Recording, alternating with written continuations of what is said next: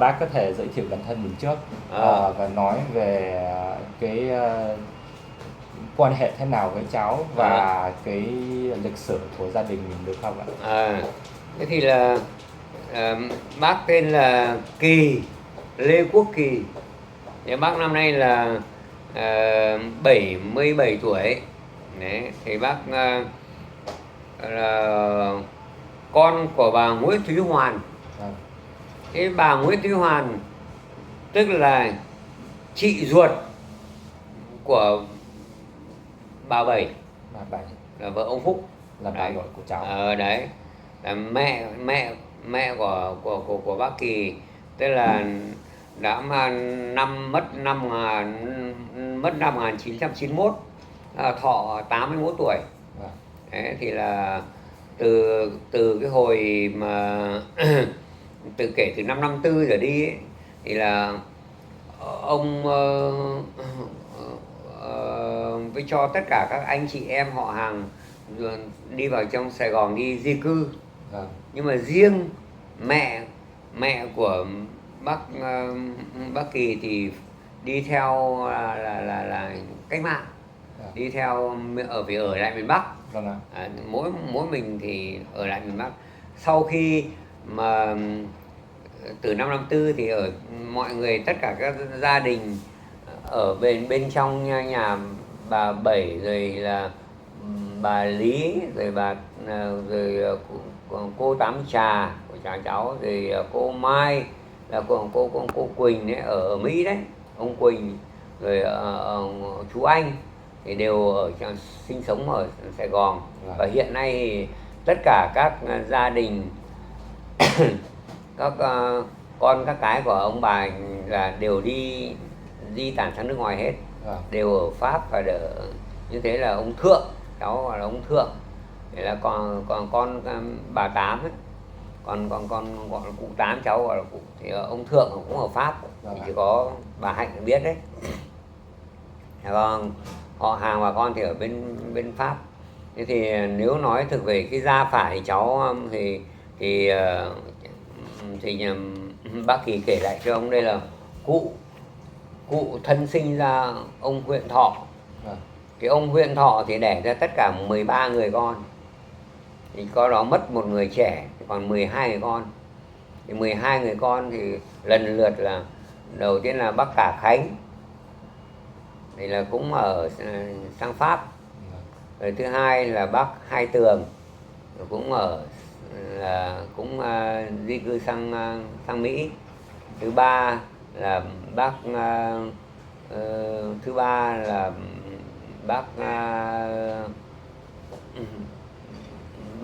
bác Hiên, là cũng ở sang Mỹ. Thế thì thứ tư bác Cả Khánh này, bác Hai Tường này, bác Ba Tự thì lấy người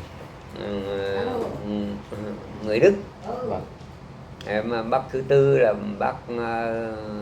bác Hiên, cũng ở bên nước ngoài.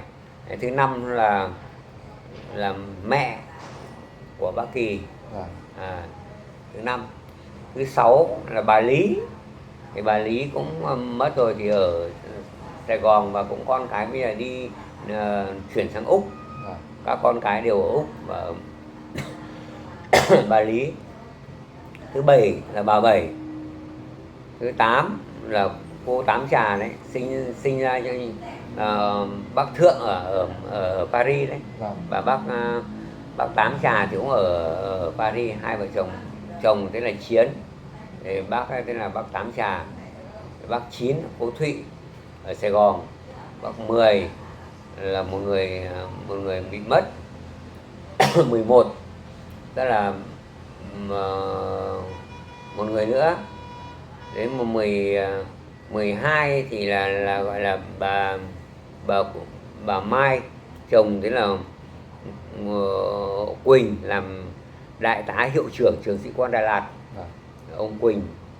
Đến 13 là bà là chú Út, tức là chú Anh. thì là người 13 người con. Thế thì 13 người con thì bà nội cháu đứng là thứ 7, còn mẹ của bác là đứng thứ 6. Thế thì cho cháu hỏi là tại sao tất cả các gia đình đang di cư đã quyết định di cư vào miền Nam, có cái tình hình lịch sử lúc đó là như thế nào, và tại sao mẹ của bác tức là bà Sáu đã quyết định ở lại? Bà Năm. Bà Năm. Thì là cái năm 1954 ấy, sau khi mà hiệp định đình chiến giữa Việt Minh mà đánh nhau với Pháp, thì được có qua cái hội nghị Geneva thì lấy cái giới tuyến 17 dòng sông Bến Hải làm phần ngăn cách.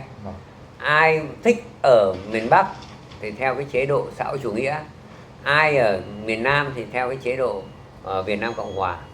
Thế thì năm 54 thì đấy là theo cái cảm nhận ai muốn đi thì đi, nhưng cũng có thực sự là cũng có cái sự lôi kéo, cũng có những người, nhất là những người công giáo ấy, thì họ sẽ nói là ở miền Bắc này sẽ đàn áp với lại khống chế thì với lại o ép cái lực lượng công giáo. Thì cái hồi ấy là tất cả các gia đình bà con ở cái vùng Nam Định, cái vùng Bùi Chu Phát Diệm, đấy là cái vùng đất thánh, là cái vùng trung tâm của cái hội Thiên Chúa Giáo, của Thiên Chúa Giáo tại Việt Nam. Thì họ đi kéo đi hết, hầu như tất cả vùng Chu Phát Diệm đi hết theo tiếng gọi của Đức Chúa.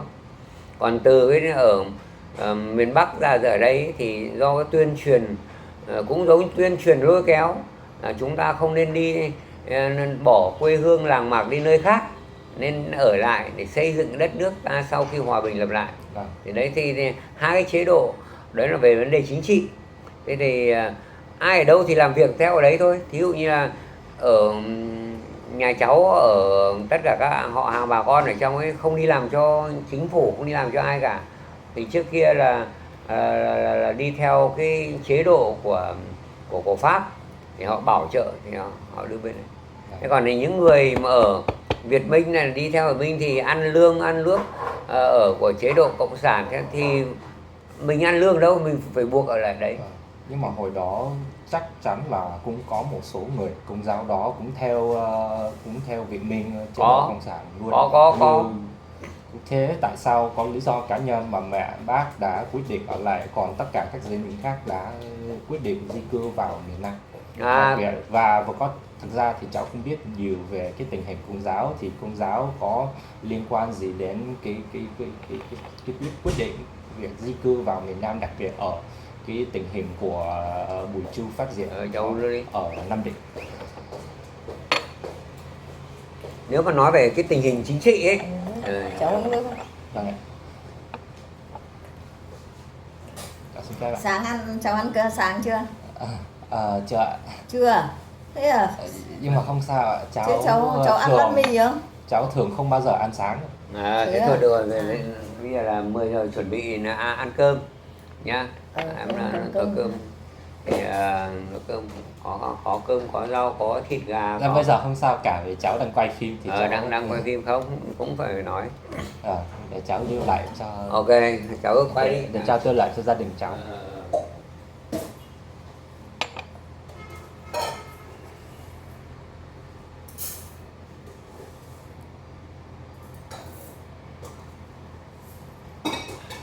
Thế thì bác đang nói về cái mối quan hệ của gia đình, nhưng đây là nói lấn sang cái ý thế về chính trị.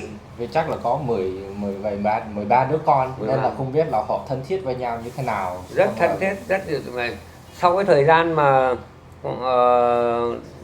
năm 75 ấy, thì tất cả các anh chị em đều tập trung gặp nhau ở Sài Gòn, đều gặp lại 11, trừ một người là bao gồm bà nội của cháu.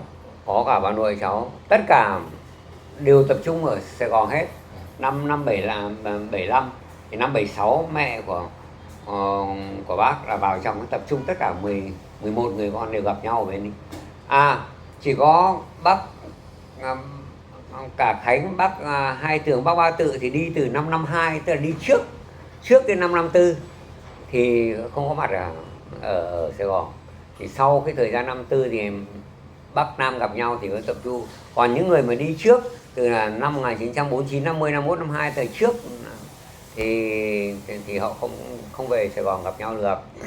Chỉ có con cái thì họ gặp nhau thôi.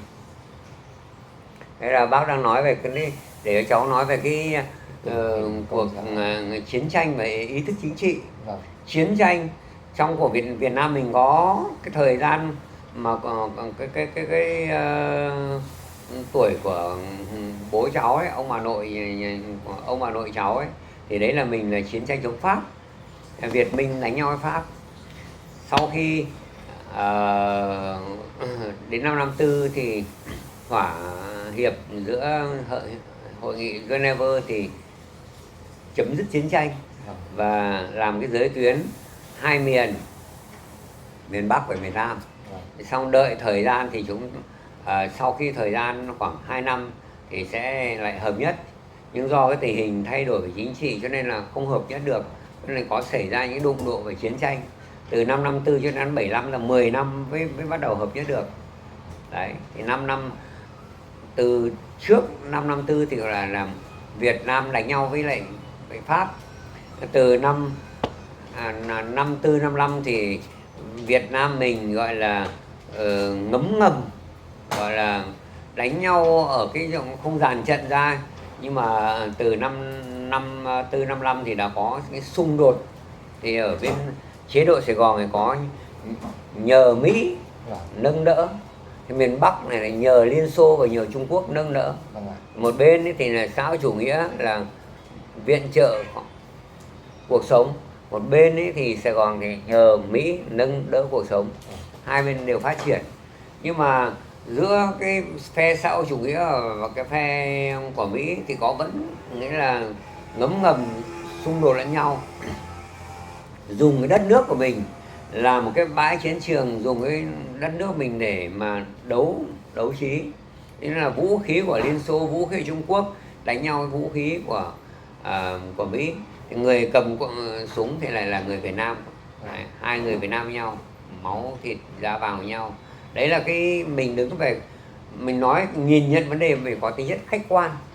Thế thì sau khi mà giữa hai cái thế lực xã hội chủ nghĩa và Mỹ đánh nhau thì nó cũng đến cái chỗ hòa thuận. Đấy, thì là xảy ra nó sự dàn xếp, cũng như là năm 54 nó cũng có sự dàn xếp, và đến năm 75 cũng có sự dàn xếp.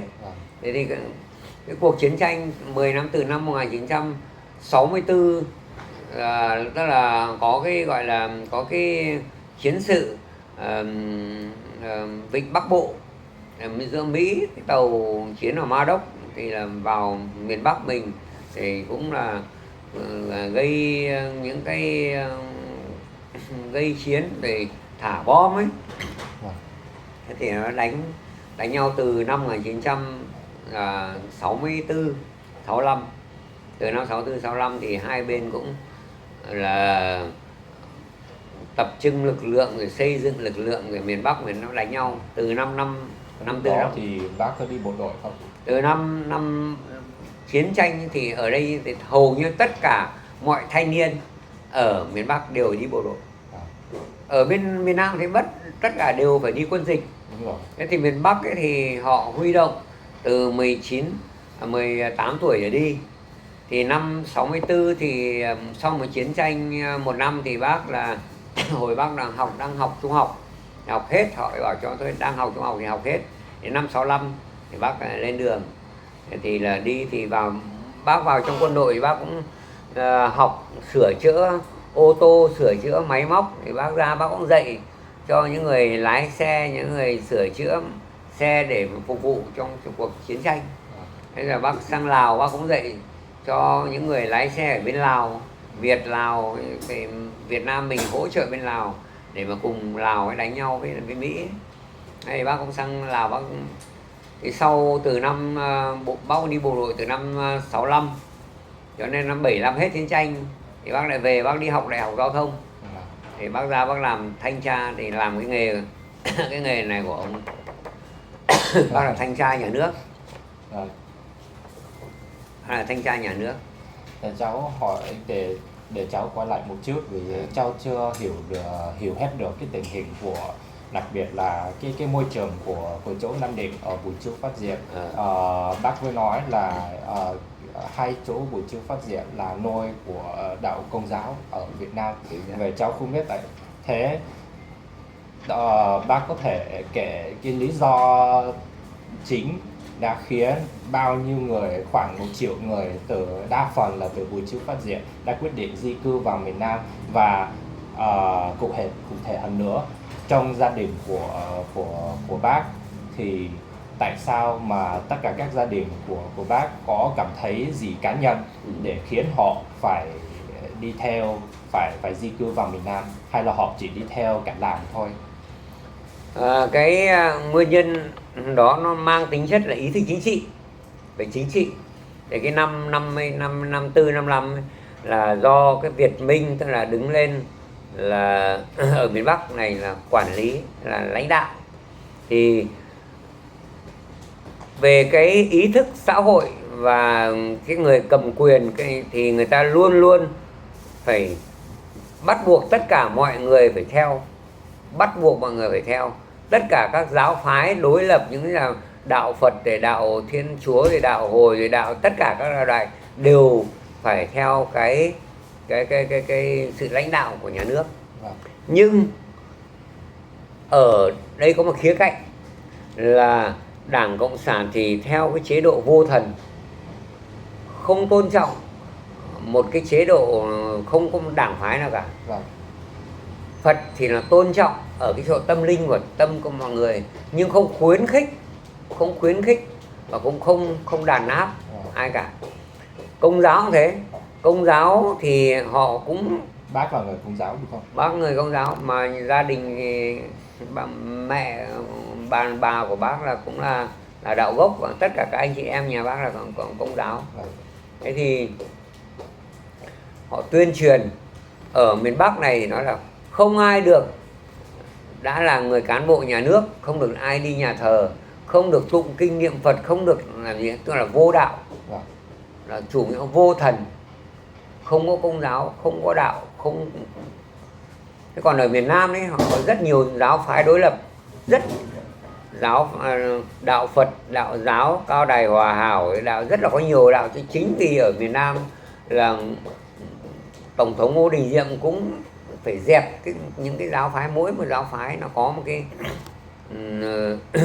tư duy khác nhau.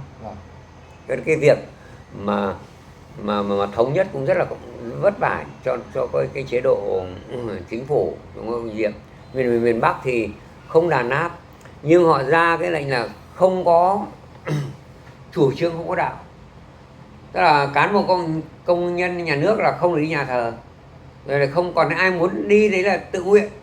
Thế còn đi đã là đi vào trong cái biển khai lý lịch ấy, là về tín ngưỡng không, nói chứ đa số. Còn người nào tín ngưỡng theo đạo Phật, tín ngưỡng theo đạo Công giáo, thì những người mà có tín ngưỡng Công giáo thì người ta không nâng đỡ, không thăng chức, không cho quyền lại đứng vào cái nhà máy xí nghiệp, cơ quan lãnh đạo. Đấy. Đã là Công giáo hay là gì, con cái còn trong riêng tình hình của gia đình thì là không quan tâm, và lại còn có những ý ngấm ngầm, tức là không cho là đi học, có cái giấy đi học đại học cũng không gọi đi. Con tư sản con địa chủ, vì tất cả các gia đình là con của ông quan lại. Tất cả những người con địa chủ quan lại thì đều không được đi học, không được đi học đại học, không được đi học đại học, và hồi đây còn không được đi bộ đội nữa, bao gồm cả gia đình của bác. Nhưng nhà bác thì lại bố của bác thì lại đi theo là cách mạng, cho nên là gia đình bác thì vẫn bị ngấm ngầm là theo dõi, vẫn bị hiềm khích và không cho bác vào đảng. Đấy, Nhưng mà dù bác có công với cách mạng, bố bác có công với cách mạng, có là bác cũng được đi học đại học. Thì nếu mà vì bố của bác không được đi, không có công cách mạng, bác không có huân chương huy chương thì bác không được đi học đại học. Và đến khi bác mà tốt nghiệp đại học ra trường thì cũng không được xếp vào những cái ghế lãnh đạo.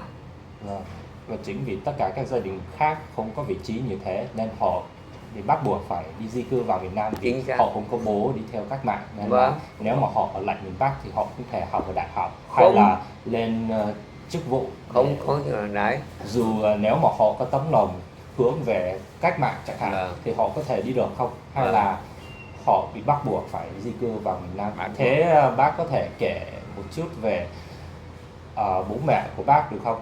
Và bố mẹ đã làm gì, họ đã tham gia vào cuộc kháng chiến chống Pháp, và nói chung thì gia đình của mình đã làm gì hồi đó?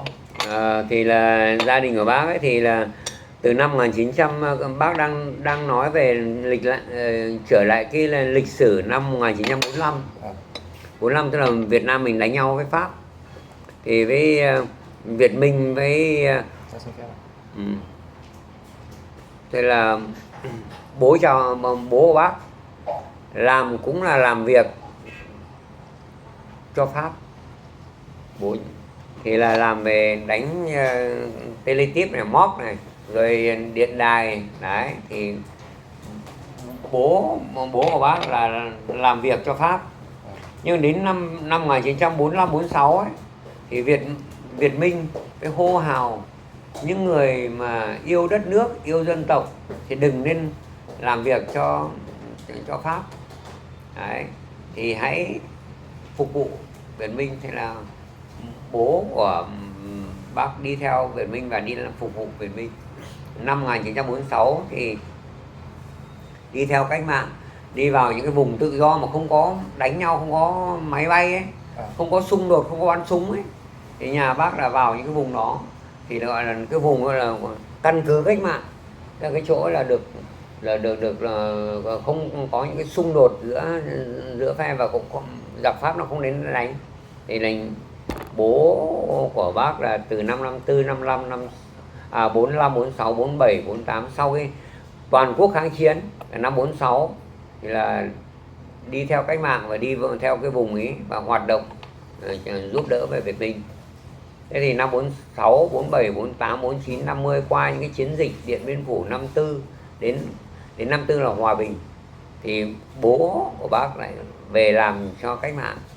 Đấy, cũng có cái ngồi được, vì bố của bác là có biết được kỹ thuật cho nên được xếp vào cái ngồi ghế. Từ vì bây giờ không có ai có kỹ thuật cả. Hồi xưa Việt Minh thì là trình độ không có học hành gì cả, nhưng bố bác lại học ở Pháp, học ở trường Pháp. Bố cháu giỏi thì bố bác được ngồi vào trong cái ghế lãnh đạo. Thế thì từ bố của bác là làm ở Tổng cục Bưu điện. Tổng cục Bưu điện là cơ quan đầu não để mà quản lý cái viễn thông, quản lý những cái điện tín, quản lý những cái thư từ, quản lý những cái tuyên truyền báo, thì đối ngoại giao với các nước. Và đấy thì bố của bác là làm ở Tổng cục Bưu điện. Thế sau thời gian từ năm 54 cho đến năm 64 thì bố bác về hưu. Thì là cũng đi sơ tán. Hồi đánh Mỹ, bắt đầu đánh Mỹ thì bố bác đã về hưu rồi. Thì bắt đầu lại đời của bác lại tiếp tục đi lên đi làm cách mạng và đi bộ đội. Thế từ năm 64 cho đến năm 75 cũng lăn lộn chiến trường rồi. Thế nó từ chiến trường Việt Nam rồi đúng rồi, về sang Campuchia rồi sang Lào hoạt động. Thế xong cuối cùng năm 75 thì bác về bác đi học. Thế hồi đó từ năm 54 đến năm 75 thì cuộc sống của bác cụ thể là như thế nào? Có sung sướng không? Bố mẹ của bác có họ có tiếp tục liên lạc với gia đình đã di cư vào miền Nam không, và làm sao họ đã gửi thư vì hai đất nước chia rẽ với nhau, thì không biết là có cách nào để người ta có thể liên lạc với nhau không? Có. Thì là từ năm 54, năm 54, 55, 56, nhất là năm 60 thì cái đất nước của miền Bắc thì nó cũng là đi vào cái chỗ ổn định và hòa bình, thì cũng có mối quan hệ quốc tế, quan hệ về miền Nam, nhưng không có cái trực tiếp cái hòm thư từ miền Bắc vào miền Nam mà đi phải qua Pháp. Thế thí dụ như là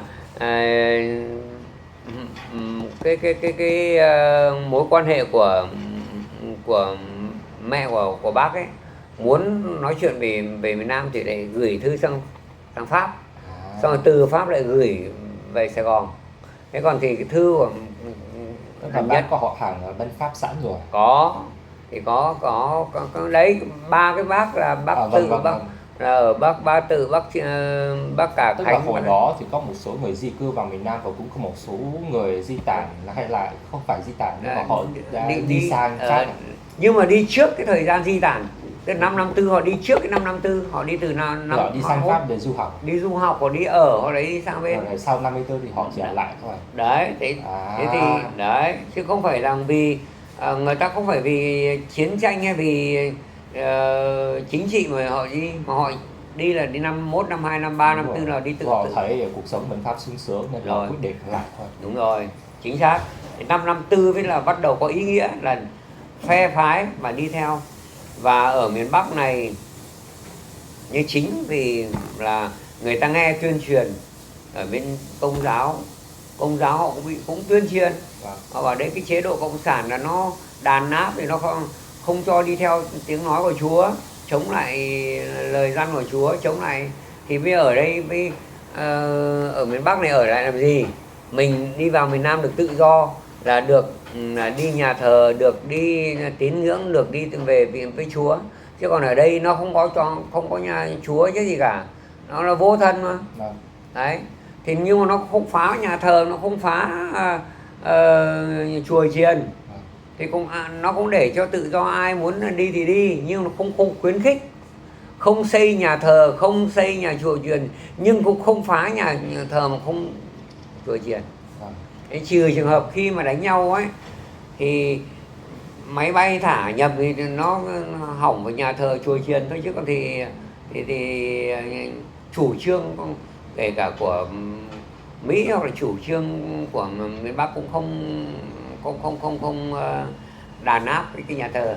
Và chính nó miền Bắc cũng phải lợi dụng cái đất nhà thờ là nơi mà yên bình, nó không đánh vào nhà thờ, vào chỗ dân cư, cho nên là nó phải dựa vào cái chỗ nhà thờ này để mà trốn tránh bom đạn. Thế thì trong cái đấu tranh, bác lại nói lại cái chỗ này, trong cái cuộc đấu tranh về quân sự thì họ có cái đấu tranh chính trị, và trong đấu tranh chính trị thì họ còn có những cái đấu tranh về tư duy, về tín ngưỡng. Hai bên lợi dụng vào tín ngưỡng, lợi dụng vào cái lòng tin để mà hoạt động chính trị. Thí dụ như bên cách mạng bên Việt Minh lợi dụng để mà đội lốt, là cha cố đội lốt là những ông thầy tu ở trong nhà thờ, trong những chùa gì này, nắm được thông tin tức của giáo dân. Hoặc ngược lại, trong giáo dân cũng hoạt động về chính trị, danh chính ngôn thuận là hoạt động về cái hình thức là nhà thờ, nhưng thực tế đấy là điệp viên thu những tin tức của cộng sản phát ra theo những cái gọi là về những cái tuyên truyền. Bởi vì bình thường này mình tuyên truyền thì không được, nhưng mà người ta tuyên truyền theo cái tiếng nói của giáo phái thì lại được. Và đấy là cái, nhưng mà đừng tức là đừng dùng cái lực lượng vũ trang. Đấy. Thế thì về sau này ở bên Công giáo, ở bên cái lực lượng, họ cũng muốn giữ cái chỗ nhà thờ, nơi chỗ là để người ta cất giấu súng ống, súng đạn, để người ta chống đối lại về Việt Minh nếu là đàn áp. Ngược lại, Việt Minh cũng muốn chỗ nhà thờ để mà chôn cất những cái súng ống đống mà để bắn nhau trên trời. Chứ nếu mà kho tàng này là của Việt Cộng thì máy bay Mỹ nó đánh, nhưng mà Việt Cộng nó cho vào nhà thờ thì lại không đánh nhà thờ. Như vậy thì hai lực lượng đều sử dụng cái hình thức là tín ngưỡng, đều sử dụng một nhà thờ để gọi là hoạt động đối phó lẫn nhau trên thị trường chính trị. Thế hồi đó thì bố mẹ bác và bác có tiếp tục đi nhà thờ, đi lễ vân vân, cầu nguyện mỗi ngày mỗi đêm không? Không. Từ khi hầu không phải gia đình bác mà hầu như tất cả mọi gia đình Công giáo, tất cả mọi chỉ lác đác, từ vì cũng tức là bác thì hầu như là trong chiến tranh, nhất là từ năm 54 đến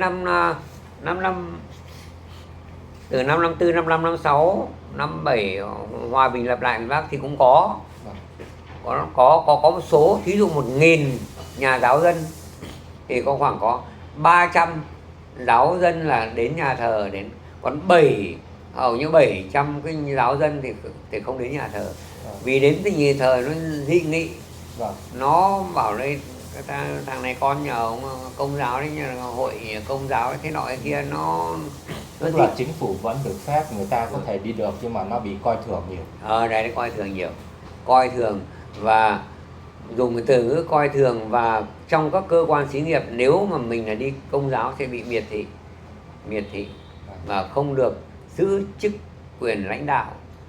Sau khi hoặc là đi học nước ngoài ấy, ở miền Bắc này cũng có đào tạo đưa học sinh sinh viên đi ra nước ngoài, đi Đức, Pháp, Mỹ, đi các nơi thì không cho Công giáo đi học. Chỉ có những người đi theo cách mạng thì đi Liên Xô, Trung Quốc, rồi Ba Lan, Tiệp Khắc, du học, kể cả đi sang Mỹ, sang Pháp. Nhưng Công giáo không được đi. Đấy, nó phân định. Chính vì vậy cho nên là họ không thích cái chế độ cộng sản, họ đi vào. Thế cho cháu hỏi là vì bác đã sống trong có nghĩa là 3 cuộc sống khác nhau, bởi vì có trước 54, rồi có từ 54 đến 75, rồi sau 75 thì bác thấy là cái cuộc sống trong 3 giai đoạn đó là thay đổi như thế nào, đặc biệt là khi bác lớn lên, rồi bác trưởng thành, trong cái thanh xuân của bác là giữa 54 và 75, rồi sau đó thì bác mới có đất nước được thống nhất lại và bác có thể đi tự do làm cái này cái kia cũng được, và cái tự do tôn giáo cũng coi như là trở lại bình thường. Thì bác thấy là cuộc sống trong 3 giai đoạn đó đã thay đổi như thế nào? Về cuộc sống của con người gắn liền với thời đại, cuộc sống của chung của những con người trong xã hội cũng giống như là của riêng của nhà bác, đều phải đi theo cái bánh xe lịch sử. Ý thức chính trị cũng như cuộc sống cũng phải đi theo. Thí dụ đây là vì trong cuộc sống chúng ta có 2 vấn đề, một là về vật chất, về cuộc sống đời thường, về kinh tế. Thứ hai là cuộc sống về chính trị. Cuộc sống thứ ba là cuộc sống văn hóa. Về cuộc sống đời thường tức là cuộc sống về vật chất, tức là về kinh tế. Thì cháu thấy rằng trong trải qua 3 cái thế hệ, cái thời gian từ trước đánh nhau, tức là đến từ thời gian Pháp thì là đến năm 54, và thời gian Mỹ từ năm 54 đến 75, và từ năm 75 cho đến bây giờ. Đấy. Thì đứng về nói về cuộc sống, về kinh tế, về phát triển, về nhu cầu của cái con người ta ấy, thì nó phụ thuộc vào cái thời gian về chế độ. Chế độ trước kia thì không được quan hệ quốc tế nhá, nó tức là tự cung tự cấp, nguyên canh nguyên cư. Nhà cháu trồng được cái củ khoai, nhà cháu ăn củ khoai, nhà bác trồng củ sắn, nhà bác củ sắn, nhà kia là lúa gạo. tức là không có sự trao đổi, không có sự hỗ trợ, không có sự trong mỗi người tự xoay sở được. Tức là nguyên canh nguyên cư, tức là tự cung tự cấp, nó không có cái sự giao lưu thương mại. Tức là hồi xưa gọi là ngăn sông cấm chợ, không có ngăn sông, nó không có thương mại giữa miền Bắc miền Nam, không có tỉnh nọ sang tỉnh kia, nó không có từ nước nọ sang nước kia. Thì như là cuộc sống của chúng ta, thì cuộc sống của chúng ta chỉ có trồng khoai thì ăn khoai, trồng rau trong nhà thì cũng tiền nong thì cũng có như nhà bác thì chính phủ phát tiền đi làm theo cái thì còn có tiền, nhưng tất cả các đa số lấy tiền đâu, không ai có tiền mà đi mua nữa. Thế nhá, thế cháu không đi làm nhà nước, thế cháu chỉ biết là cháu gạo thì cháu ra đồng, cháu là cấy ruộng, cháu về cháu hạt. Trong nhà cháu có con gà, cháu nuôi con gà, cháu ăn thịt gà, con lợn cháu ăn thịt lợn, đồng rau cho ăn rau. Thế tôi làm gì có tiền. Có đồng tiền lưu hành, có đồng tiền lưu hành, nhưng chỉ một số người, thí dụ những cán bộ nhà nước được cấp lương cái đồng tiền đó thì có thể là từ vì người ta không có ruộng, đã mình đi làm cho cơ quan xí nghiệp thì cũng có ruộng, không có đất, còn đa số làng mạc là có ruộng. Thì còn chỉ một số người làm cho chính quyền thì họ có cái đồng tiền đó, họ ra họ mua củ cháo khoai, họ mua gạo thì họ sinh hoạt. Nhưng mà cái chế độ thời đó đất nước và Việt Minh nó cũng nghèo, nó cũng không có thuế, có lấy thuế nhưng cái lượng thuế của nó thu của người dân thu thuế thì nó cũng không đủ ngân sách để mà bao cho tất cả những người mà làm cái chính quyền. Đấy, cho nên là lương họ rất thấp, họ thu tí là hồi chỉ độ 2 triệu dân thì cái thuế họ tổng cộng ở, thí dụ như là tính là 1 triệu đô, 1 triệu đô mà chia ra được khoảng 1 triệu người đi làm cho họ, thì mỗi người chỉ được 1 đô thôi, hoặc là hay là 100, có 1 đô hay là 10 đô. Lương trung bình mỗi người chỉ được 1 đến 10 đô, 1 đô cho đến 10 đô lương. Mà hiện nay là thời đại cao cấp nhất cũng chỉ được 100 đô. Cao cấp nhất là lương 100 đô là 2 triệu. Thời gian bây giờ thì được cũng là khoảng 200 đô là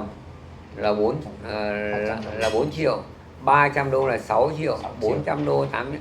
Đến thời đại này là hưng thịnh nhất thì cũng lương cũng không quá là 500 đô, 10 triệu này. Lương chỉ là 6-7 triệu. Còn những cái tiền mà biếu xén, rồi tiền hối lộ, rồi tiền đi đêm nữa thì không nói. Nhưng danh chính ngôn thuận lương của cán bộ công nhân viên thì dưới 300 đô như nhiều của bác là 6 triệu, về hưu 300 đô. Thế thì về mặt văn hóa và những cái yếu tố khía cạnh khác thì thế nào? Đấy là nói, bác đang nói về kinh tế. Thì là từ cái thế hệ mà của Việt Minh sau lên đến thời hòa bình, sau lên thời giải phóng miền Nam đến bây giờ thì cuộc sống cũng có đi lên. Bắt đầu từ 10 đô bây giờ đến 20 đô, 100 đô, vì là mình có quan hệ quốc tế, mình bán, mình lao động xuất khẩu, làm cho hãng nọ hãng kia, rồi mình làm cho Nhật, rồi làm cho Trung Quốc, rồi làm cho hàng họ Trung Quốc, rồi hàng họ tất cả các nước họ đưa vào, họ đi du lịch. Mình làm củ khoai, bán củ khoai thì là 5 đồng, thế nhưng nó giảm là 5 đô, thế cái tiền nó trôi nổi, nó vào nó nâng cấp đời sống của người Việt Nam cũng nâng lên. Nhưng nói thực sự là không ai chết đói, cuộc sống như thế không ai chết đói. Tức là mình đã có nhiều người ta nói đùa, tức là lương thì không đủ ăn, nhưng mà không đủ ăn nhưng không ai chết đói. Nhưng mà sống để có đầy đủ theo những cái sự mong muốn, đầy đủ theo những cái thiết yếu là về cao cấp hơn thì không có. Chỉ đủ ăn và sống, ngày cũng chỉ ăn gạo với là 2 bát cơm, có rau có đậu, thì bữa ăn của nó chỉ là khoảng là 2 đô, một bữa ăn cả gia đình chỉ 2 đô.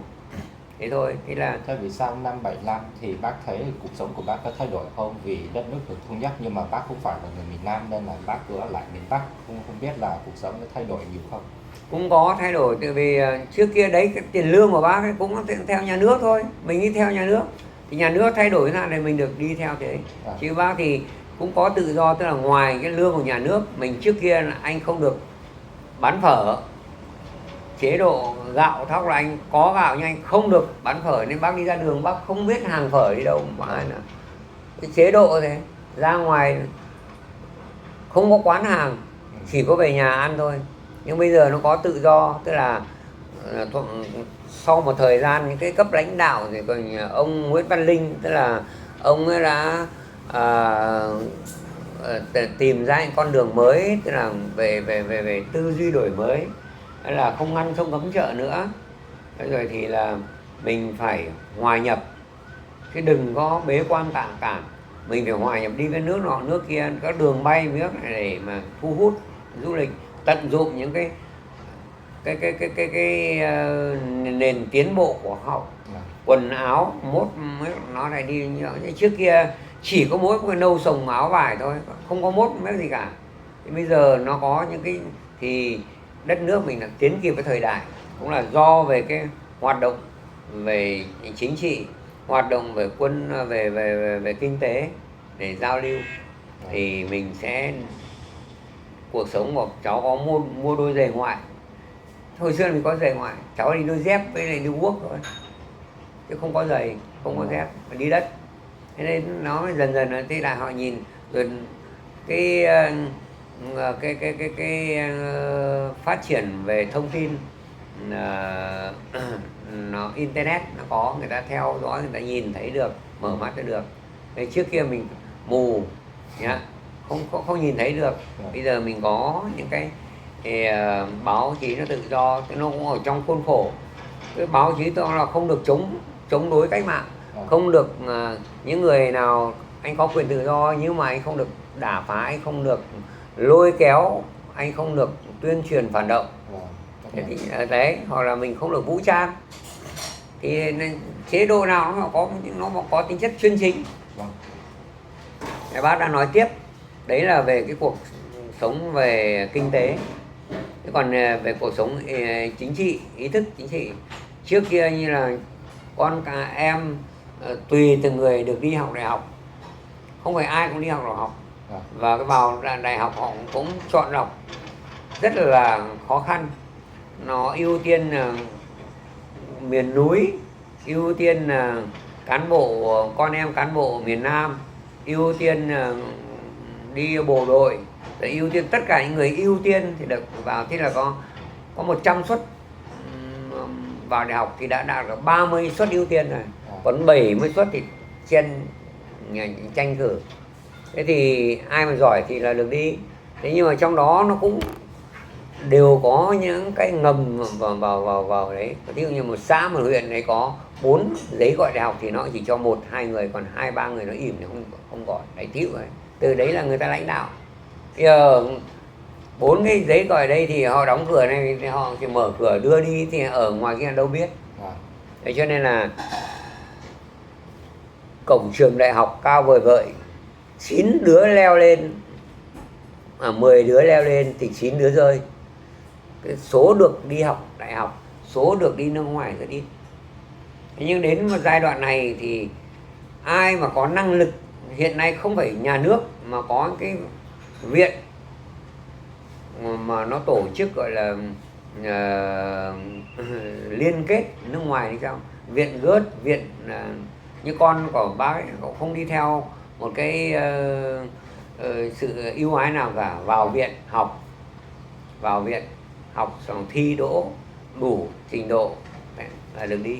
Con bác hai đứa con bác đều là đi thi và được ở, đi hiện nay là làm một người là tiến sĩ hàng không vũ trụ, một đứa con gái là tiến sĩ toán học, đều là quốc tịch Đức và đều là làm việc một lương một tháng của nó là được 7-8 nghìn oi, ở trước đó khoảng 10.000 đô la này.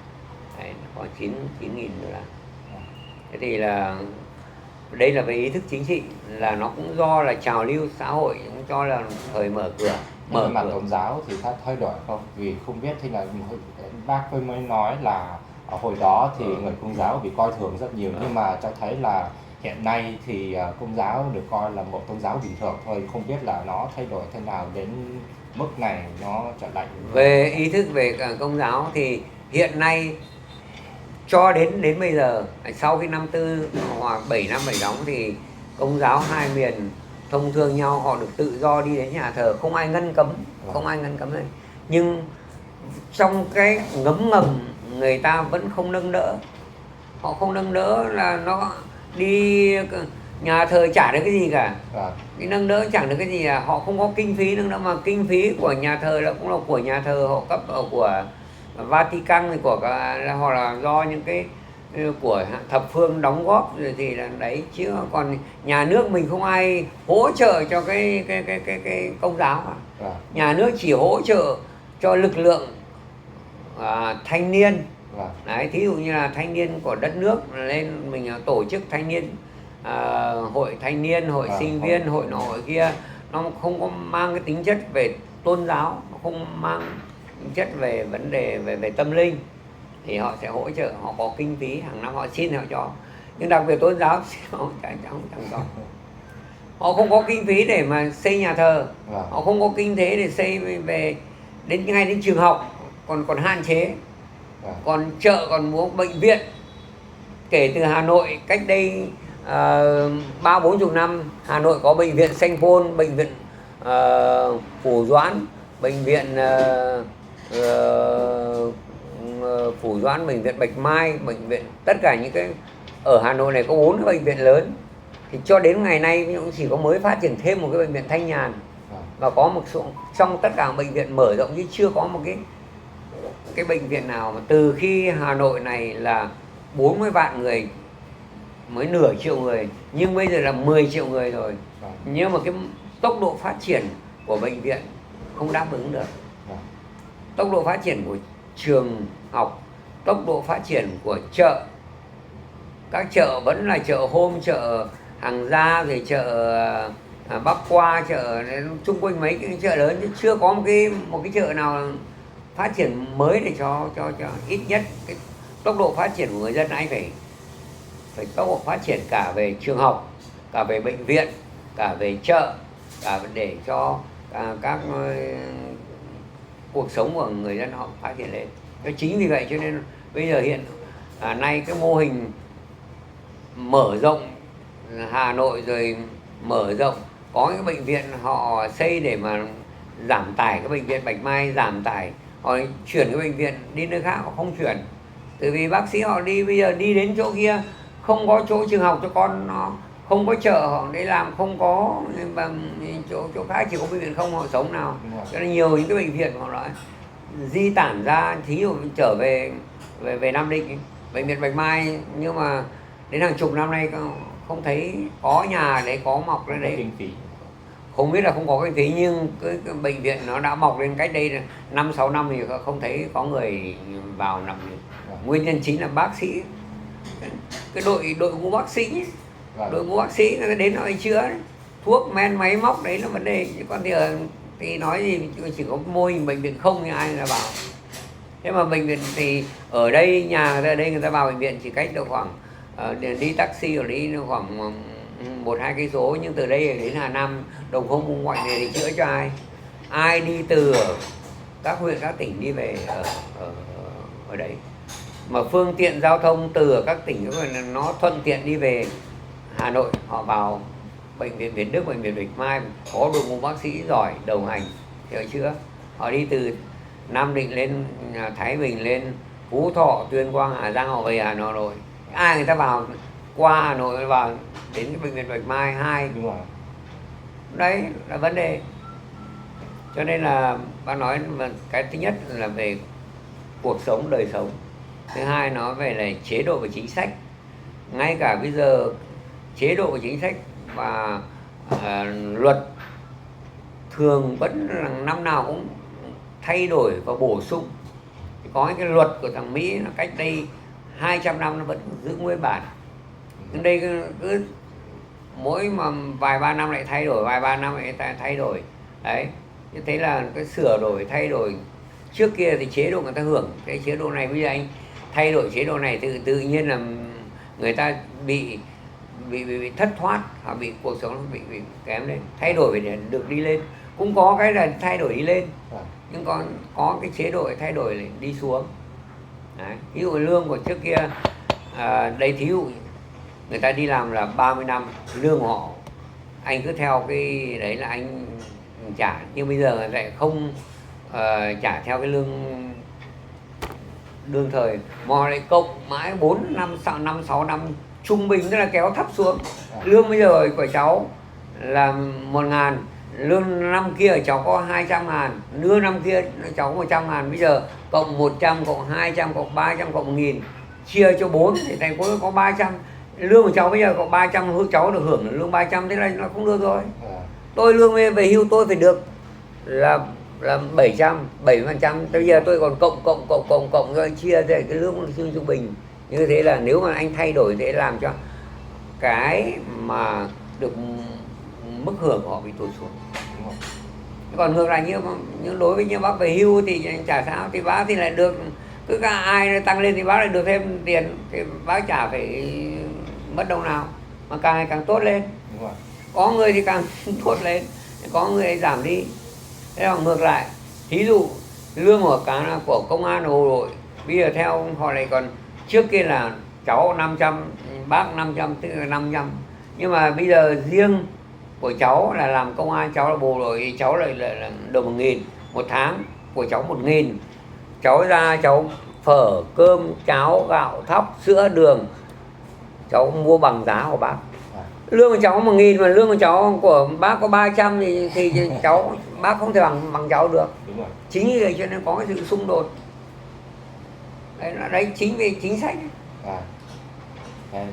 Cháu có lại chủ đề của gia đình cháu và bác thì bác mới nói là sau 75, tức là năm 76 thì tất cả các gia đình bao gồm cả 13 đứa con đã đoàn tụ lại tại Sài Gòn, đúng không? Đúng rồi. Rồi sau đó thì theo cháu biết thì ông bà mới nói là ông bà mới quyết định đi vượt biên đi sang Mỹ, rồi cũng có một số gia đình khác, một người đi sang Úc, đúng không? Một người đi sang Pháp. Đi hết.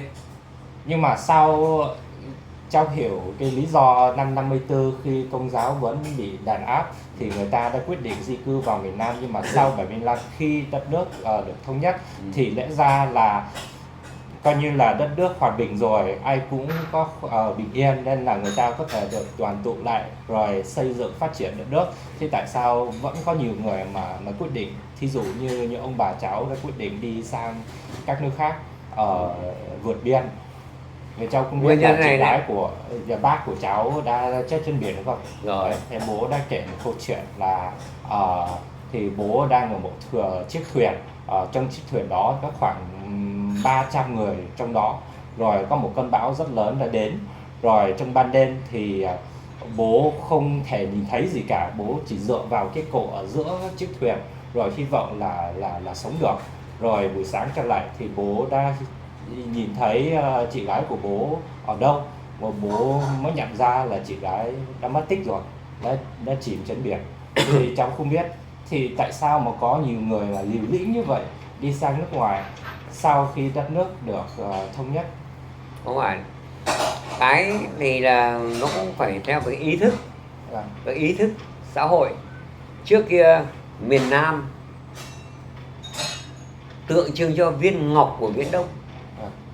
Miền Nam phát triển theo viên ngọc. Cuộc sống ở miền Nam so với miền Bắc một trời vực. Cuộc sống miền Nam thì là mua bán, thí dụ như bác nói cháu mua cái tất này, cháu mua một lố là 12 chiếc liền. Nhưng ở miền Bắc này mua một đôi tất này tìm mãi không có. Hoặc là phải phân phối, hoặc là phải bán được mà lại đắt.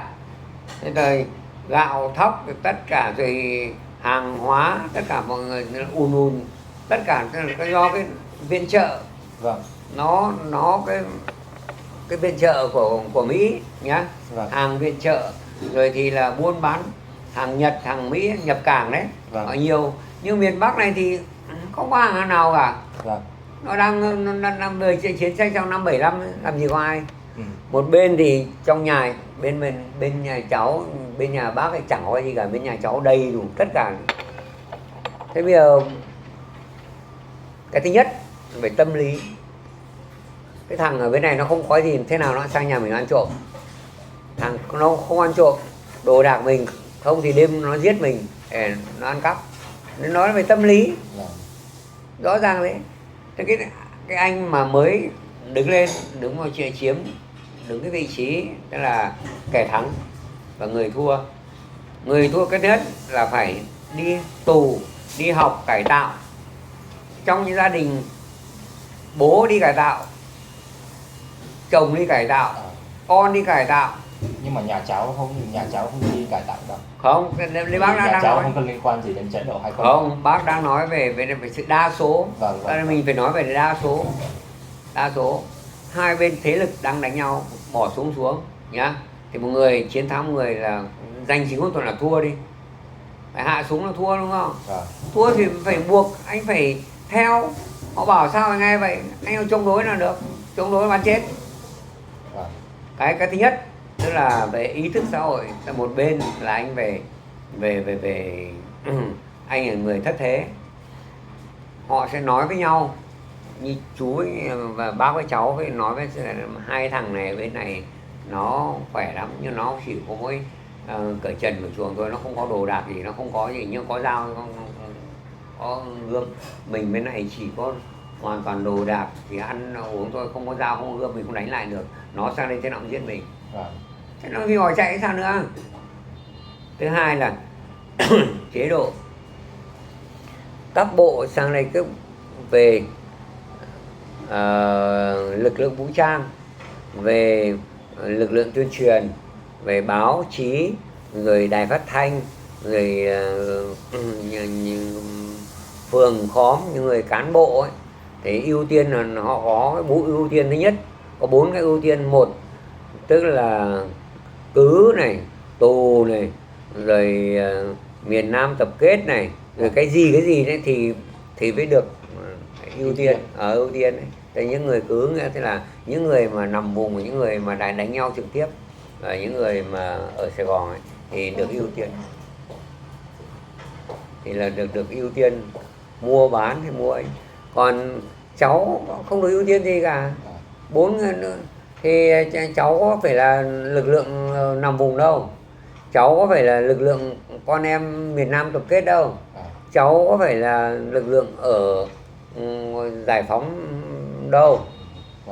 Thế cháu chẳng có lực lượng gì, cháu chẳng có ưu tiên gì, cháu không được mua bán chứ, không được ngồi vào ghế, không được lãnh đạo gì.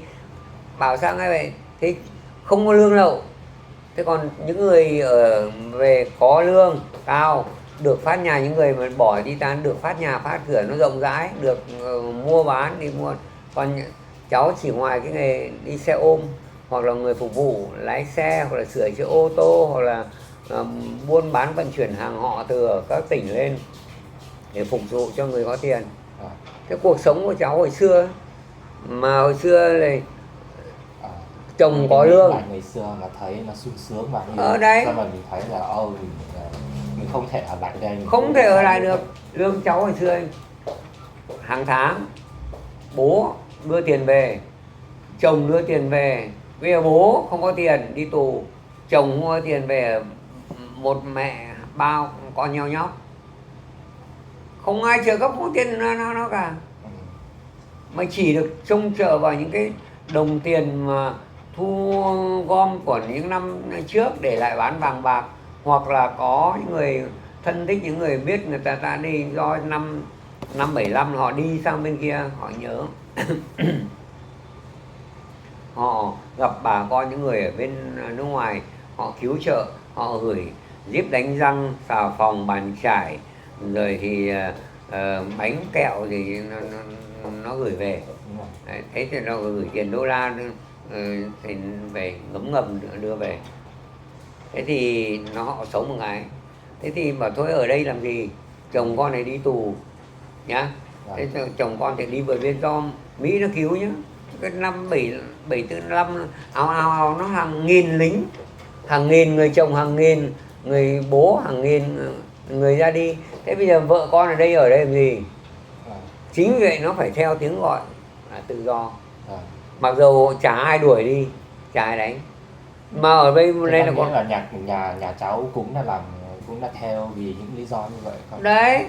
Thế trước kia là trung tá, đại tá, rồi có lương có lậu quá. Bây giờ tất cả những người phải đi học tập, và có những người nhưng mà cao cấp như chú mình phải đi ra 5-10 năm mà đi từ ở đấy ra miền Bắc, nó không được những cái trại tập trung, những cái trường cải huấn hoặc nhà tù từ bên này nó đưa ra.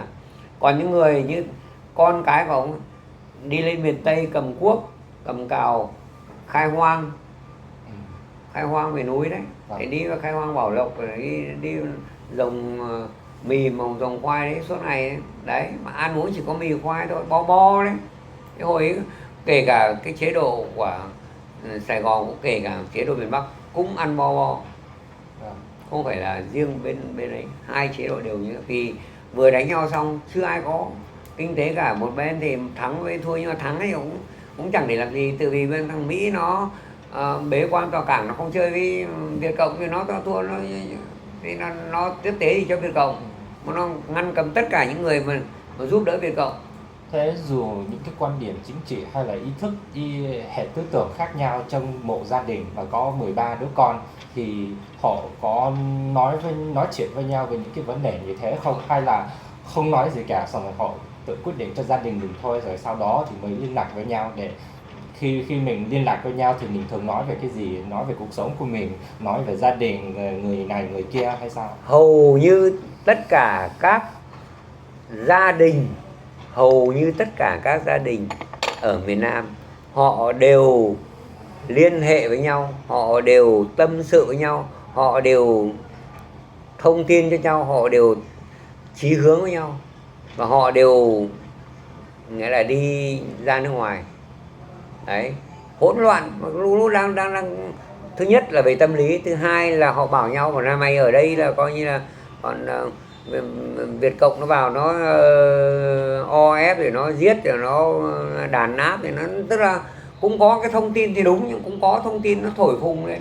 Việt Cộng vào nó chẳng là giết ai cả, nói thực sự nó Việt Cộng vào không chưa hề cầm khẩu súng bắn ai, nói thực sự không bắn, nhưng mà nó bắn bằng viên đạn bọc đường, nó bắn bằng ý thức chính trị, nó bắn bằng hình thức cải tạo, nó bắn bằng ngồi chơi xe nước. Thế họ nói chuyện với nhau mà họ có nói gì với nhà bác khi bác đã vào đoàn tụ với gia đình đang sinh sống ở miền Nam, và không liên lạc với nhau, không liên lạc trực tiếp với nhau sau khoảng 25 năm, nên là không biết là họ có thay đổi, họ có đối xử với bác khác hay là sao? Lúc đầu, tức là lúc đầu ấy thì họ cũng nghĩ là bên cái chế độ này là những cái cộng sản, là những cái bọn mà cố rách áo ôm, hay những bọn mà cướp phá, hoặc những cái bọn mà ấy, lúc đầu. Nhưng mà trong ý thức của họ cũng suy nghĩ rằng 5 ngón tay có ngón dài ngón ngắn.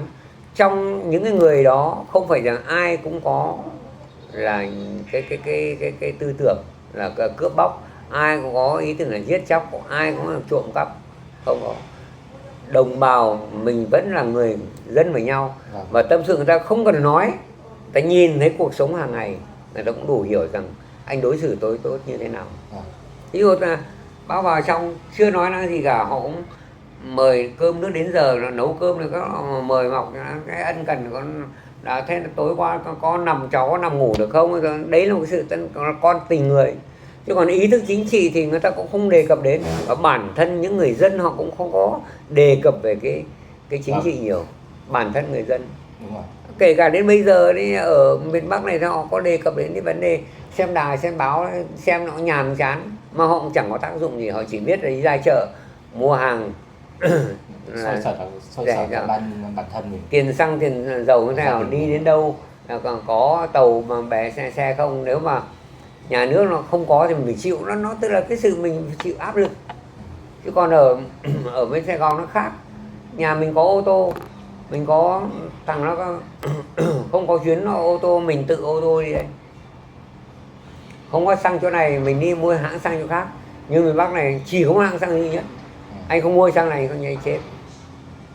Đấy là vấn đề, nó là có cái vấn đề quản lý thị trường chặt chẽ. Nó không có cái quản lý thị trường tự do, nó không phải có mang tính chất tức là thương mại. Còn ở đây vẫn mang cái tính chất tức là định hướng theo xã hội chủ nghĩa, tức là có một cái sự quản lý chặt chẽ. Nhưng nó cũng có hay ở cái chỗ tức là nó cũng hạn chế được những cái nổi loạn, hạn chế được những cái nó quản lý súng ống đạn dược, cho nên nó hạn chế những cái tự do bắn nhau bắn giết, rồi từ những bọn trộm cắp, những bọn nó chỉ là đi mua lậu hoặc nó ăn trộm cắp có súng ống rồi, nhưng mà đại đa số không có ai có lực lượng chống đối cả. Chính vậy cho nên là bảo sao ngay vậy, anh không có quyền chống đối trói luôn, xích luôn. Ai là chống đối? Và cháu đã học hỏi rất nhiều về gia đình bác và gia đình cháu. Để quay lại cái không nói về chính trị nữa mà chỉ nói về gia đình mình thôi, thì bác có thể nói kể một chút về bác đã nói một chút rồi về chị cháu và cụ cháu, cụ nội của cháu, tức là họ là quan lại và họ đã làm việc cho nhà Nguyễn là quan huyện, đúng không? Thế bác có thể kể về cái lịch sử của gia đình mình được không? Mình đã từng sống ở đâu, quê của mình ở đâu, rồi những cái tổ tiên của mình đã làm gì trong suốt mấy trăm năm này. Bác kể cho anh qua về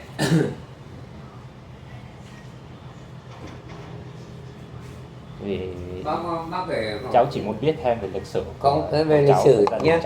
Thì cái thời trước kia ấy thì là đa số những cái pháp là nó bảo hộ nhá. Vâng. Thì là bảo hộ cái chính quyền. Thế thì bác đang cũng phát xuất từ tất cả mọi vấn đề nó đều từ cái vấn đề chính trị, ý thức chính trị cả. Vâng. Đúng không ạ? Tất cả về này, xã hội thì nó đi theo ý thức chính trị. Thế trước kia tất cả các quan lại rồi những cái đời ông đời cha mình đã làm cho Pháp, những cái thời đó thì họ rất tự hào về người ta, đến kể cả bây giờ người ta cũng nói rằng họ sẽ tự hào về con ông cháu cha. Con ông cháu cha nghĩa là thế nào? Tức là người bố mới nói ngày xưa thì không phải là nhà mình là con cháu của Nguyễn Huệ Quang Trung, đúng không? Đúng rồi. Nhưng mà cháu không biết nhiều về cái lịch sử đó. Thôi những cái nó về những cái về lâu đời quá thì mình không đề cập đến, và mình chỉ cần đề cập đến đây bác đang nói về cái thời mà các cụ mình đi làm cho cho Pháp cái chế độ bảo hộ. Thì trước kia Việt mình họ tuyên truyền là cái bọn quan tham, quan lại là những bọn gọi là ôm chân đế quốc, là những người mà kể cả Việt Nam, miền Nam cũng là ôm chân thằng Mỹ, ăn cơm thừa sữa cạn của Mỹ.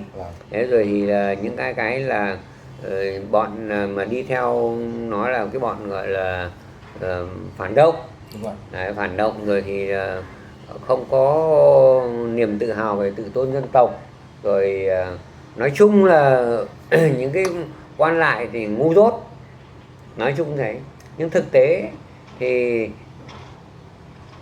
qua quá trình thì bác có thấy rằng những người mà đi làm cho Pháp nó cũng phải tuyển chọn, phải qua học trường, có lớp, có trình độ nhất định, và nhìn những cái khuôn mặt của những người mà làm cho Pháp, cán bộ hoặc là những người, thì bác thấy rằng họ là những con người có trình độ, có tư duy, có phong cách.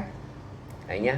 Đấy là mà chính cái thằng nào đi, cháu bây giờ vì cháu tìm cái thằng đệ tử của cháu, tìm cái thằng học sinh cho cháu học, cháu dạy cái thằng học sinh nó phải hiểu biết, nó phải, thì cháu phải nói được. Còn cái cháu học dạy cái thằng đầu đất thì bảo bao nhiêu nó còn không học được, thì cháu không thể nào nhận nó làm cho cháu được. Thế thì qua đó bác có thấy rằng là những người làm cái chế độ, phục vụ chế độ đều là những người có trình độ, có tư cách và có khả năng. Hơn nữa, gia đình khi mà người ta đã đầy đủ rồi nhé, tương đối đây, thì cái vấn đề ăn hối lộ, đút lót thì họ không phải là cái mục đích của họ, mà mục đích của họ là họ phải bảo đảm với lẽ phải, bảo đảm họ về giúp đỡ những người bị áp bức. Họ muốn cho cái sự công bằng. Đấy là vấn đề khi người ta đứng ra làm quan. Dẫu sao chứ kể cả Mỹ nó dùng cái cán cân công lý để nó nói rằng là nó sẽ bảo vệ cho cái đất nước, về con người, về xã hội, nó có một cái sự cân bằng, không được có sự chèn ép, không có cái sự là mà hay nó có là quyền con người nó được tự do. Nhưng ở cái chế độ cộng sản thì cái mà cái quyền đó sẽ bị lạm dụng và bị lu mờ và bị coi thường nhá. Kể cả những cái người quan lại, những người nhà Pháp thì cũng đều cho họ là xấu xa, hay đều cho là thấp kém. Nhưng thực tế bác có thấy rằng đa số những người con ông cháu cha đấy là cái người nó có cái gen, có neuron, nó gen, và những người có hiểu biết, và những người mà con ông cháu cha bây giờ đều trưởng thành, phương trưởng và đều có. Thế đấy, trong kể cả nói rộng về xã hội nhưng nói hẹp về trong gia đình mình là các con các cháu ở gia đình con các cụ này đều phương trưởng. Kể cả gia đình bác cũng là kỹ sư, con bác cũng là tiến sĩ hàng không vũ trụ, là người có cái tư duy và có người mà có trình độ, chứ không phải là đầu đất nhá. Để bác là nói rằng chính những người đời ông đời cha mình, các cụ con ông cháu đã để lại cho chúng ta những tư duy, những tiềm thức, những cái trình độ mà lưu truyền đến ngày này.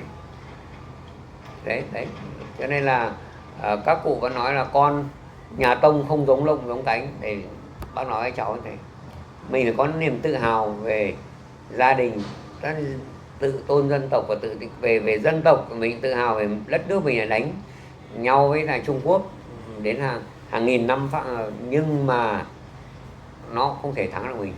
Mình nói về khách quan, mình nói là mình cũng đánh 3 cái thằng lớn nhất ở thế giới, thằng Nhật đấy cũng Nhật nhá, sừng sỏ, thằng Pháp cũng sừng sỏ, thằng Mỹ cũng sừng sỏ.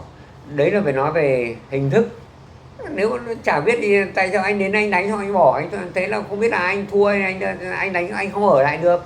Thằng Nhật anh không ở đây, anh đi thằng Trung Quốc này, anh đi thằng Pháp nó ở đây không được, nó đi thằng Mỹ nó không ở đây, anh chứng tỏ rằng là không biết tại sao nó thắng hay nó thua thì nó không được ở lại đất mình. Đấy là cái niềm tự tôn dân tộc.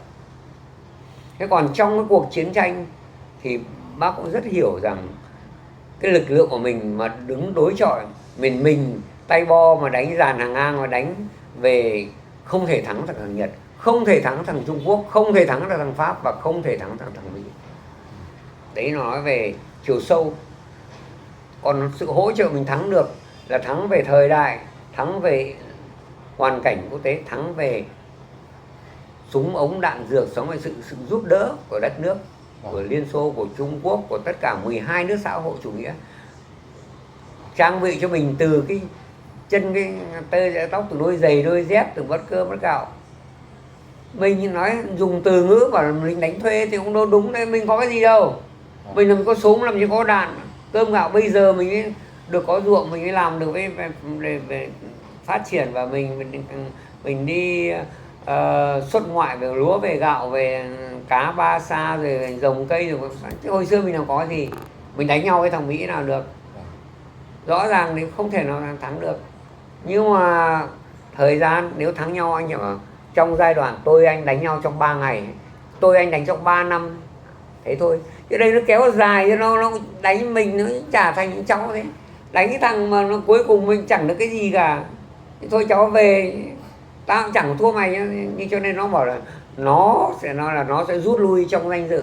Nó không phải là thua, mình đừng nói nó là thua. Mà trong cuộc, khi mình nghĩ rộng ra, trong cuộc đánh nhau không ai thắng ai thua cả, đều tổn thất giữa hai bên. Thắng cũng chẳng làm gì mà thua, cái chữ thắng hay chữ thua nó không có ý nghĩa. Đúng rồi. Đấy. sự hợp nhất, nhiều nước hợp nhất nhưng họ không mất xương máu, mất đồng. Cuộc chiến tranh mà anh hy sinh hàng triệu người, tất cả mọi trở về cái từ số 0 thì nó chả phải là thắng thua. Cho nên là bác nghĩ rằng khi mà con người ta đến giai đoạn nào, tức là các cụ nói là nam là tam là tức là 30 tuổi tam hợp, nhị lập, tức là người nam 30 tuổi sẽ biết được cuộc sống. Tứ hợp bán hòa và ngũ thập, tam thập, tứ thập và ngũ thập, thì trong đó ngũ thập chi thiên mệnh. Nên là khi ngoài 50 tuổi như đến tuổi bác thì suy lại cuộc đời mới thấy rằng đúng hay sai. Anh để ấy cho cháu ăn xem. Rồi. Thế trước khi mình kết thúc, trước hết thì cháu cảm ơn bác rất nhiều đã cho cháu học hỏi rất nhiều về lịch sử gia đình cháu với lại lịch sử nói chung của đất nước Việt Nam. Rồi. Thế trước khi mình để kết thúc cái cuộc phỏng vấn này thì nếu mà bác muốn gửi lời thông điệp nào cho gia đình cháu hay là cho bất cứ ai mà ở cộng đồng hải ngoại mà xem cái video này thì bác muốn nói gì? Bác thì muốn nói rằng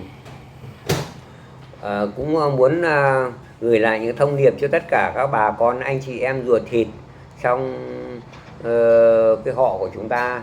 Là cái thứ nhất là gửi lời chúc sức khỏe là quan trọng nhất. Sức khỏe mọi người giữ gìn sức khỏe, mình sống cho bản thân mình là trên hết. Đấy. Sau đó rồi mình hãy vì mọi người khác. Mình khi bản thân mình không có đóng góp cho bản thân được thì mình đừng có hy vọng gì đóng góp cho xã hội. Tức là mình phải có cái bản lĩnh nhất định.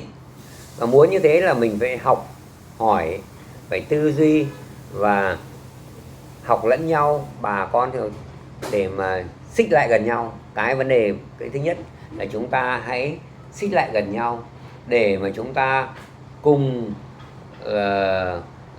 tư duy, cùng trao đổi, cùng thông cảm, cùng giúp đỡ lẫn nhau để cho chúng ta càng ngày cuộc sống của chúng ta càng đi lên về mọi mặt, phát triển về mọi mặt, về tinh thần, vật chất và xã hội, và cho không những đời chúng ta mà đời con của chúng ta được gặp gỡ với nhau. Thì bác cũng hy vọng rằng là tất cả những cái cuộc bác đánh giá cao về những cái tư duy, cái mong muốn của những cháu. Đấy là những người hậu duệ, những người phải có ý thức mình tìm lại, hiểu những cái lịch sử, về tìm hiểu lại những gia thế, tìm hiểu về thời đại, tìm về cuộc sống của ông bà cha mẹ của chúng ta. Và chúng ta hãy có những cái gì mà chúng ta tốt đẹp chúng ta sẽ phát huy, phát triển. Và có những cái gì mà đất nước của chúng ta rồi tư duy của chúng ta chưa đúng thì chúng ta cũng phải nhìn lại. Chúng ta đừng nên suy nghĩ một chiều. Kể cả trong cái thời gian như bác nói, từ ở bên miền Nam họ cũng chỉ suy nghĩ theo một cái chế độ một chiều, còn miền Bắc họ chỉ suy nghĩ một chiều. Họ có cái hay nói là họ nhiều chủ quan, chứ mình nhìn nhận tất cả vấn đề là mình phải nhìn khách quan, và mình phải thâu tóm lại cả một chuỗi, cả một thế hệ, cả một từng giai đoạn một, thì mình mới biết được tâm lý con người, mình mới biết được cuộc sống, mình mới biết được xã hội, và mình biết được sự đúng và sai.